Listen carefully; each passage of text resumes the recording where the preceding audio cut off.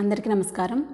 మనం ఒక యోగి ఆత్మకథ the autobiography of A Yogi chapter 32 chapter 32 ఈ వీడియోలో మనం తెలుసుకుందాం. జబ్బు అనేది చావు కోసం వచ్చింది కాదు, దేనికోసం వచ్చింది అనేది మనం ఈ వీడియోలో మనం తెలుసుకోవచ్చు. గారు బైబిల్ చదువుతూ ఉన్నారు.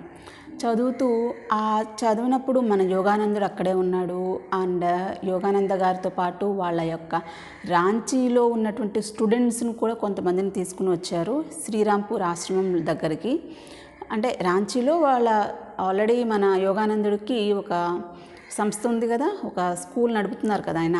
సో అక్కడి నుంచి కొంతమంది స్టూడెంట్స్ని తీసుకుని రాంచీ ఆశ్రమాన్ని విజిట్ చేశారనమాట.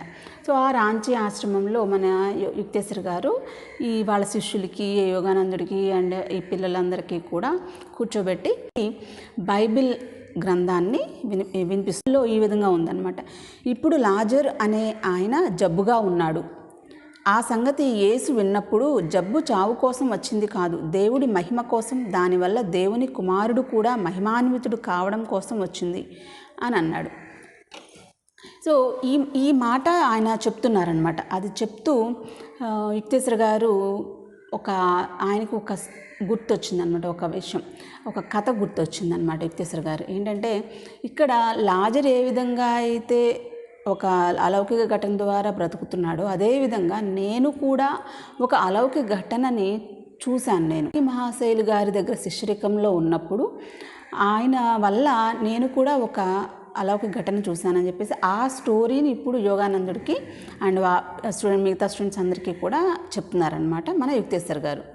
ఏమైంది, యుక్తేశ్వర్ గారికి ఒక బెస్ట్ ఫ్రెండ్ ఉన్నారనమాట, రాముడు అనే బెస్ట్ ఫ్రెండ్. వీళ్ళిద్దరూ కూడా చాలా ప్రాణ స్నేహితులంట. అంటే ఒకరి అభిప్రాయాలు ఒకరికి చాలా ఇష్టం అనమాట. ఇద్దరూ కూడా ఆధ్యాత్మికంగా ఉన్నటువంటి భావాలు కూడా వాళ్ళు షేర్ చేసుకుంటూ ఉన్నారు.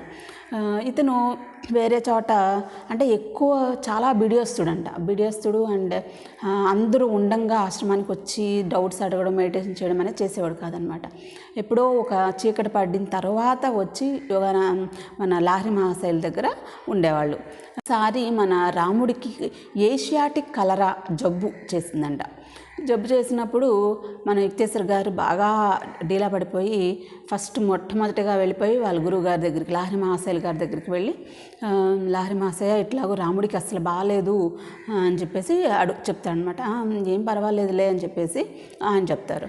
అయితే ఈయన యుక్తేశ్వర్ గారు వెళ్ళి మామూలుగా లాహిరి మహాశైల్ గారైనా డాక్టర్స్ దగ్గరికి వెళ్ళొద్దు, డాక్టర్స్ని దగ్గర చూపించుకోవద్దు ఎలాంటి జబ్బు వచ్చినా అని ఎప్పుడు చెప్పేవాళ్ళు కాదనమాట.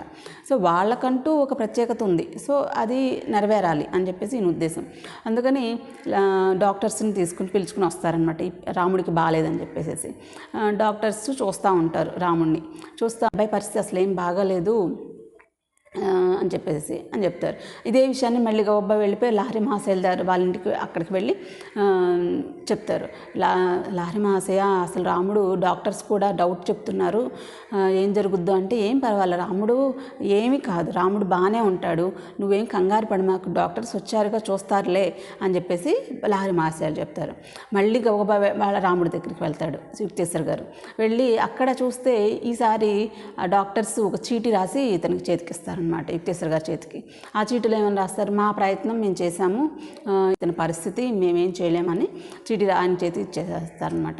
వెళ్ళి రాముడిని చూస్తే అతను కూడా చాలా ఇక చనిపోతాడు అన్నట్టే ఉన్నాడనమాట. రాముడు కూడా వెళ్ళి దగ్గరికి వెళ్ళి చాలా కాసేపు చేతులు రుద్దడం, మసాజ్ చేయడం, హ్యాండ్స్ చేతులు ఆ విధంగా కాసేపు చేస్తే కొంచెం బలం తెచ్చుకుని యుక్తేశ్వర గారితో చెప్తాడు రాముడు. ఏమని, మన లాహిరి మహాశైల్ గారికి చెప్పు, నేను వెళ్ళిపోతున్నాను, నేను చనిపోతున్నానని చెప్పి, నాది భౌతిక కాయం కాలక ముందే నా భౌతిక కాయానికి ఆయన బ్లెస్సింగ్స్ ఇవ్వమని పిలువు అని చెప్పేసి చెప్తాడనమాట.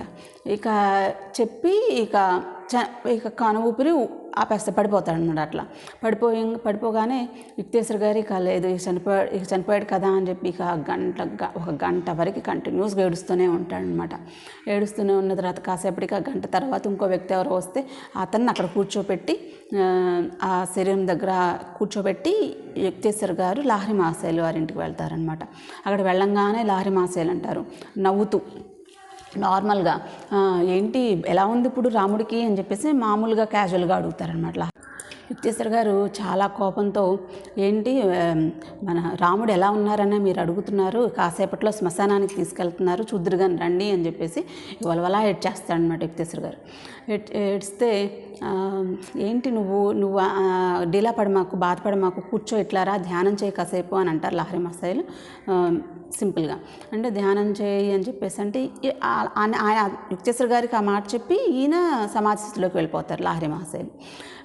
వెళ్ళిపోతే యుక్తేశ్వర్ గారికేమో అసలు మనసు కుదుటుగా లేదు కాబట్టి అసలు ధ్యానం మీద ధ్యాసే వెళ్ళదన్నమాట. ఆయన కూర్చోలేరు. అలా ఈయన సమాధి స్థితిలోకి మధ్యాహ్నం వచ్చిన ఆయన సాయంత్రం అయిపోయింది, రాత్రి అయిపోయింది, మరుసటి రోజు మార్నింగ్ లాహిరి మహాశయులు గారు కళ్ళు తెరిచారనమాట. కళ్ళు తెరిచి మార్నింగ్ ఉషోదయానికి నువ్వు యుక్తేశ్వర్ గారితో అంటారు లాహిరి మహాశయులు, నువ్వు ఒక భౌతికమైనటువంటి ఏదైనా ఒక పదార్థాన్ని నా నుంచి నువ్వు కోరుకుంటున్నట్టు నాకెందుకు చెప్పలేదు అని అడుగుతారనమాట. సరే, అక్కడ ప్రమిదిలో చమురు ఉంది కదా, ఆముదం, అది తీసుకుని ఒక సీసాలో పోసుకో అని చెప్పేసి చెప్తారు.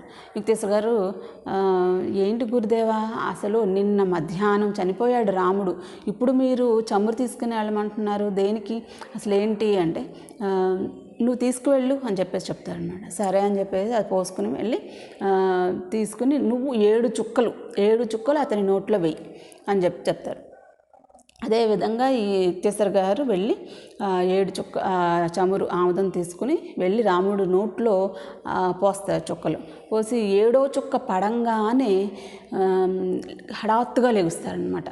రాముడు లెగ్స్ కూర్చుని నాకు లాహిరి మహాశయులు గారు నాకు లాహిరి మహాశయులు గారు కనిపించారు, ఆయన దివ్య స్వరూపం నాకు కనిపించింది, అంత తెల్లని కాంతి, ఎంతసేపు ఈ కళలో నువ్వు ఉంటావు, ఈ నాటకం ఎంతసేపు చేస్తావు, లెగు నువ్వు అని అన్నారు. అంతే అని చెప్పి గబగబా నువ్వును యుక్తేశ్వర్ వచ్చి నా దగ్గరికి రా అని చెప్పేసి కూడా చెప్పారంటారనమాట. ఈయనేమో లెగ్స్ గబగబా డ్రెస్ మార్చేసుకుని లాహిరి మహాశయుల దగ్గరికి వెళ్దాం అంటారు. యుక్తేశ్వర్ గారికి ఏమో షాక్ అనమాట. ఇదేంటి ఇప్పుడు వరకు ఇలా మంచం మీద చనిపోయిన వ్యక్తి అయినా ఇలా లేచి ఉన్నాడని చెప్పేసి యుక్తేశ్వర్ గారికి ఏమో షాక్లో ఉంటారనమాట. అయితే ఇక ఇద్దరు కలిసి వెళ్తారు లాహిరి మహాశయుల దగ్గరికి. లాహిరి మహాశయులు గారు ఇలా అంటారు, యుక్తేశ్వర్, నువ్వు ఇక నుంచి నీతో పాటు ఒక చమురు సీసా అయితే తప్పకుండా క్యారీ చేస్తూ ఉండు. ఎప్పుడైతే ఏ శవాన్ని చూసినా ఆ శవం నోట్లో ఈ 7 చుక్కలు వేసేసాయి, ఆముదం చుక్కలు 7 చుక్కలు వేసేసాయి, ఆ 7 చుక్కలు తప్పకుండా యముడి యొక్క బలాన్ని భగ్నం చేస్తుంది అని చెప్తారనమాట.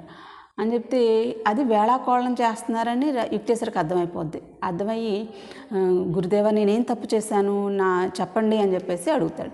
అడిగినప్పుడు లాహిరి మహాశయులు గారు ఈ విధంగా చెప్తారనమాట. ఏమని, రాముడు బాగవుతాడని నేను నీకు 2 సార్లు చెప్పాను, అయినా నువ్వు నన్ను పూర్తిగా నమ్మలేకపోయావు అని విప్పి చెప్పారు.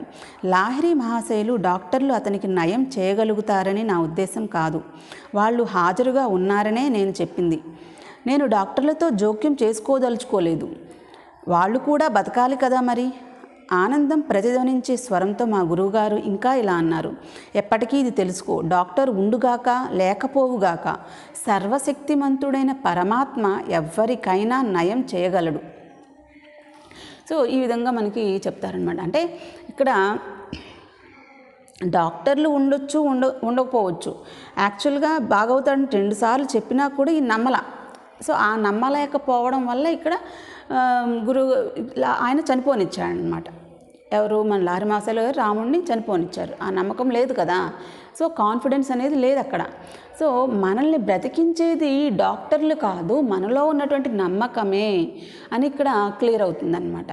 సో భగవంతుడికి అంత శక్తి ఉంది, ఒక చనిపోయిన వ్యక్తిని కూడా బ్రతికించగల శక్తి అనేది ఉంది అనేది ఇక్కడ మనకి క్లియర్ అవుతుంది.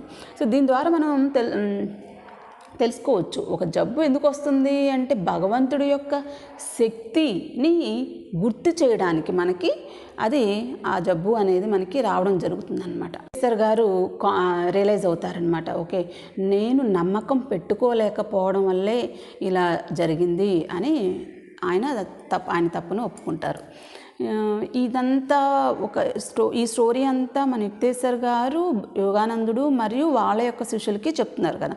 సో యోగానంద గారి రాంచీ శిష్యుల్లో ఒక చిన్న పిల్లవాడు అడుగుతారు, ఏమని మన యుక్తేశ్వర్ గారిని అడుగుతారనమాట. ఏమనంటే, మరి మీ గురువుగారు ఆ ఆముదం సీసా ఎందుకు ఇచ్చారు అని చెప్పేసి అడుగుతారనమాట. ఆముదం సీసా ఎందుకు ఇచ్చారు అంటే అప్పుడు యుక్తేశ్వర్ గారు చెప్తారు, యాక్చువల్గా నేను ఒక భౌతికమైన వస్తువుని నేను కోరుకున్నా, ఆయన దగ్గర నుంచి ఎక్స్పెక్ట్ చేశాను. నేను ఆయన ఏదైనా ఇస్తారు, అది తీసుకువెళ్ళి అతనికి రాముడికి వేయడం వల్ల అతను బాగైపోతాడు అనేది. సో అట్లా ఇప్పుడు ఇక్కడ కూడా మనకి ఏదైనా ఒక మెడిసిన్ మనం వేసుకుని ఒక టాబ్లెట్ వేసుకుంటామంటే అది బతికించేది ఆ టాబ్లెట్, కేవలం ఆ టాబ్లెటే కాదు, మన నమ్మకం కూడా. సో ఇది వేసుకోవడం వల్ల మనకు తగ్గిపోతుంది అనే ఒక నమ్మకం, ఒక ఆలోచన మనల్ని ఆ జబ్బు నుంచి విముక్తి చేస్తుంది అన్నమాట. సో ఇక్కడ కాన్ఫిడెన్స్, నమ్మకం అనేది ఇంపార్టెంట్ అనేది మనకి తెలుస్తుంది అన్నమాట. అబ్బాయి, ఆ చమురు ఇవ్వడానికి ప్రత్యేకమైన అర్థం ఏమీ లేదు. నేను వారి దగ్గర నుంచి భౌతికమైనదేదో ఆశించినందువల్ల లాహ్రి మాసేలు నాలో ఇంకా ఎక్కువ విశ్వాసాన్ని మేలుకొల్పడానికి వస్తురూపమైన చిహ్నంగా దగ్గరలో ఉన్న చమురును ఎన్నుకున్నారు. నేను కొంతవరకు శంకించినందువల్ల ఆయన రాముడిని చనిపోనిచ్చారు. కానీ మామూలుగా చివర వచ్చే మరణమనే జబ్బును రాముడికి నయం చేయవలసి వచ్చినా కూడా గురువుగారు తమ శిష్యుడు బాగవుతాడని చెప్పారు కాబట్టి అతడు బాగై తీరాలని ఆయనకు తెలుసు. సో అట్లా మనకి ఈ చాప్టర్ బాటమ్ లైన్ ఏంటి అంటే, ఒక జబ్బు ఎందుకు వస్తుంది అని అంటే కనుక భగవంతుడి యొక్క శక్తిని మనకి గుర్తు చేయడానికి ఒక జబ్బు అనేది రావడం జరుగుతుంది అనేది మనం అర్థం చేసుకోవాలి ఈ స్టోరీ ద్వారా. మనం ప్రీవియస్ చాప్టర్ 31లో లాహ్రి మహాశైల్ గారి గురించి కొన్ని విశేషాలు తెలుసుకున్నాం. అండ్ ఈ చాప్టర్లో కూడా 32 చాప్టర్లో కూడా యుక్తేశ్వర్ గారి ద్వారా, అక్కడేమో వాళ్ళ భార్య కాశీమణి గారి ద్వారా తెలుసుకున్నాము, ఇక్కడేమో యుక్తేశ్వర్ గారి ద్వారా కొన్ని విశేషాలు తెలుసుకున్నాం. సో ఇప్పుడు ఇంకా మన లాహ్రి మహాశైల్ గారి యొక్క జీవిత విశేషాలు, ఆయన ఎక్కడ పుట్టారు ఏంటి ఆ విశేషాలని మన యుక్తేశ్వర్ గారు యోగానందుడికి చెప్తారనమాట. దానికి రీజన్ కూడా ఆయన చెప్తారు, నువ్వు ఈ విషయాలన్నీ తెలుసుకోవాలి, ఎందుకంటే భవిష్యత్తులో నువ్వు ఒక బుక్ రాస్తావు అండ్ వెస్ట్కి కూడా వెళ్తావు, అప్పుడు ఆ బుక్లో నువ్వు లాహ్రి మహాశైల్ గారి గురించి విశేషాలు ప్రస్తావించాలి అని చెప్పేసి ఆయనకి తెలిసినటువంటి విశేషాలని చెప్పడం జరుగుతుంది. అవే మనకి ఈ బుక్లో ఇప్పుడు ఈ చాప్టర్లో యోగానందుడు మనకి చెప్తున్నారనమాట. మన లాహ్రి మహాశైల్ గారు ఏంటంటే 1828వ సంవత్సరంలో సెప్టెంబర్ 30 అంటే ఈ నెలలోనే, సో సెప్టెంబర్ 30న 1828వ సంవత్సరంలో ఆయన జన్మించారనమాట. అది 19వ శతాబ్దం. సో ఎక్కడ జన్మించారు అంటే ఒక బ్రాహ్మణ కుటుంబంలో. అండ్ ఆయన జన్మస్థలం ఏంటంటే ఘర్ని అనమాట. ఘర్ని గ్రామం, అది బెంగాల్లో ఉందంట. అండ్ కృష్ణనగర్ దగ్గర, నదియా జిల్లా. ఘర్ని గ్రామం బెంగాల్లో ఘర్ని గ్రామం, ఆ ఘర్ని గ్రామం నదియా జిల్లాలో ఉంది. సో ఈయన మన శ్రీమతి ముక్త కాశీ, వీళ్ళ అమ్మగారి పేరు ముక్త కాశీ అండ్ నాన్నగారి పేరు గౌర్ మోహన్. సో వీళ్ళిద్దరి యొక్క ఏకైక సంతానం అన్నమాట మన లాహ్రి మహాశైల్. అయితే ఈయన పూర్తి పేరు ఏంటంటే శ్యామాచరణ్ లాహిరి. పూర్తి పేరు శ్యామాచరణ్ లాహిరి. సో ఈయన చిన్నతనంలోనే ఘర్నీలో ఒక పెద్దలు కట్టిన ఒక ఇంట్లో ఉండేవాళ్ళు అనమాట. అయితే 3-4 ఏళ్ల వయసులోనే ఈయన ఇసుక లోపలికి దూరేసేసేవాళ్ళు అంట. 3 years 4 years అప్పుడు లోపలికి దూరేసేసి ఆ ఇసుక ఓన్లీ తల మాత్రమే కనిపించేలా ఇసుక అంతా వేసేసుకుని అక్కడ కొన్ని యోగాసనాలు చేసేవాళ్ళంట మన లాహ్రి గారు. అండ్ వీళ్ళందరూ కూడా వీళ్ళ ఫ్యామిలీ అంతా కూడా శివభక్తులు. సో కొన్ని గుడులు కూడా, శివుడి యొక్క లింగంతో కొన్ని గుడులు కూడా కట్టించారు వీళ్ళు. అయితే గంగానది ఉధృతం వలన వాళ్ళ గ్రామం, వీళ్ళ ఆస్తులు అన్నీ కూడా పోయినాయి అన్నమాట. పోయినప్పటికీ వాళ్ళు అక్కడ ఆ ఘర్ని గ్రామంలో మళ్ళీ శివలింగం ఆ నీళ్ళల్లో కొట్టుకుపోతున్న ఆ శివలింగాన్ని తీసుకొచ్చేసి మళ్ళీ ప్రతిష్ఠించి దేవాలయాన్ని మళ్ళీ కట్టించారనమాట వీళ్ళు. అండ్ ఈ గన్ని గ్రామంలో ఉండగా అన్ని ఆస్తులు పోవడం వలన వాళ్ళు అక్కడ నుండి బెంగాల్ నుండి కాశీకి షిఫ్ట్ అయ్యారనమాట. సో కాశీలో షిఫ్ట్ అయ్యారు. ఇప్పుడు వరకు మనం లాహిరి మహాశయుల గురించి చెప్పుకునేదంతా కాశీలో జరిగిన విశేషాలే కదా. సో అలా కాశీకి వచ్చారనమాట లాహిరి మహాశయులు వాళ్ళ ఫ్యామిలీ. అండ్ ఈయన హిందీ, సంస్కృతం, బెంగాలీ, ఫ్రెంచ్, ఇంగ్లీషు అన్నీ నేర్చుకుని స్కూల్కి చక్కగా వెళ్ళేవాళ్ళంట. స్కూల్కి చక్కగా వెళ్ళి చక్కగా అన్నీ నేర్చుకునేవాళ్ళు. అండ్ ఎవరైనా పెద్దవాళ్ళ అక్కడ ఏది చెప్తున్నా ఆ గ్రంథాల్లో విశేషాలన్నీ కూడా అర్థవంతంగా తెలుసుకుని ఆ ఇంట్రెస్ట్ అనేది చిన్నప్పటి నుంచి ఆయనకి ఉండేది. అండ్ ఈయన దయాశీలుడు, సాధు స్వభావుడు, సాహస యువకుడు, సహచరులందరికీ ఇష్టడు, మంచి ఆరోగ్యంగా బలిష్టంగా ఉన్న శరీరానికి ఒడ్డు పొడుగు ఒకదానికొకటి సరిపడేటట్టు ఉండేవి. ఈతలోనూ శరీర వ్యాయామంలోనూ అందరినీ మించినవాడు. సో అన్ని విధాల ఆయన పర్ఫెక్ట్గా ఉండేవాళ్ళనమాట. ఫిజికల్గా కానీ మెంటల్గా కానీ ఆయన స్ట్రాంగ్గా ఉండేవాళ్ళు. అండ్ ఈయన 1846లో కాశీమణి గారిని వివాహం చేసుకున్నారు. అండ్ కాశీమణి గారికి లాహిరి మహాశయులు గారికి 2 కుమార్తెలు అండ్ 2 పుత్రులు జన్మించడం జరిగిందనమాట.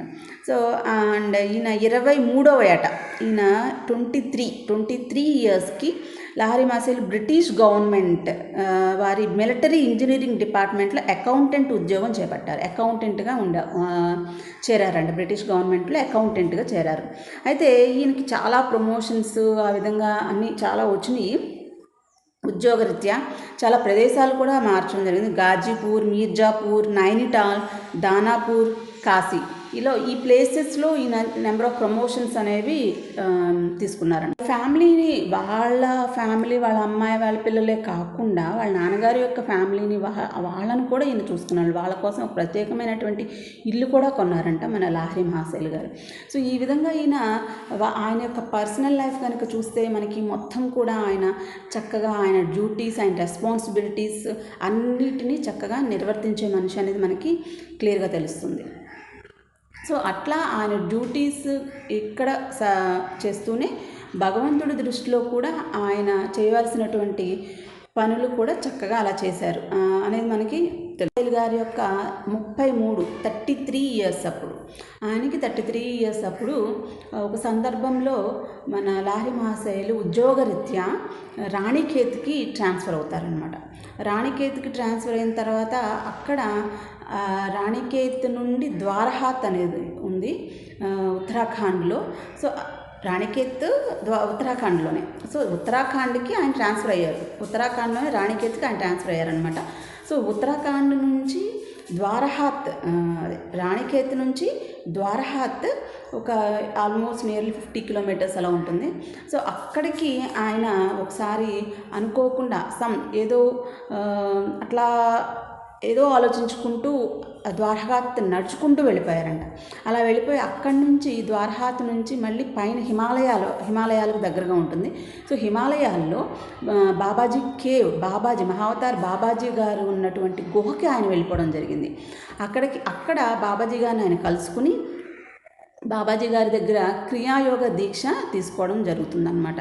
సో ఆ విధంగా మరుగున పడిపోయినటువంటి క్రియాయోగ అనేది మొట్టమొదటిసారిగా ఒక సామాన్య వ్యక్తికి అందుబాటులోకి వచ్చింది ఫస్ట్ మన లాహిరి మహాశయుల ద్వారా. సో క్రియాయోగ అనేది మనలాంటి వాళ్ళు తెలుసుకోవడానికి ఫౌండేషన్ ఎక్కడ పడింది అంటే ఇక్కడ మన లాహిరి మహాశయులు గారు దగ్గర అనమాట. సో అలా ఒక సంసార జీవితంలో ఉన్నటువంటి ఒక వ్యక్తికి క్రియాయోగ అనేది ఇవ్వడం జరిగింది మొట్టమొదటిగా. ఆయన ఇంకా ఎంతోమందిని శిష్యులను తయారు చేశారు. వాళ్ళ యొక్క శిష్యుల పరంపర మనకి ఇప్పుడు యోగానంద గారు ద్వారా మనం ఈ క్రియాయోగాన్ని నేర్చుకుంటున్నాం అనమాట. 1861లో క్రియాయోగం అనే స్వర్గంగా హిమాలయ రహస్య గహ్వరం నుంచి సామాన్య జనపదాలకు ప్రవహించడం మొదలుపెట్టింది. సో అట్లా ఆ టైంలో 1861 నుంచి మనకి నార్మల్ ప్రజలకి క్రియాయోగ అందుబాటులోకి వచ్చిందనమాట మన లాహిరి మహాశయుల ద్వారా. మహాశయులు గారు 1895లో చనిపోవడం జరిగింది. అలా 67 ఇయర్స్ ఆయన ఉన్నారనమాట. సో మరిన్ని విశేషాలతో మళ్ళీ నెక్స్ట్ చాప్టర్తో మీ ముందుకు వచ్చేస్తాను. అంతవరకు సెలవు. Thank you so much.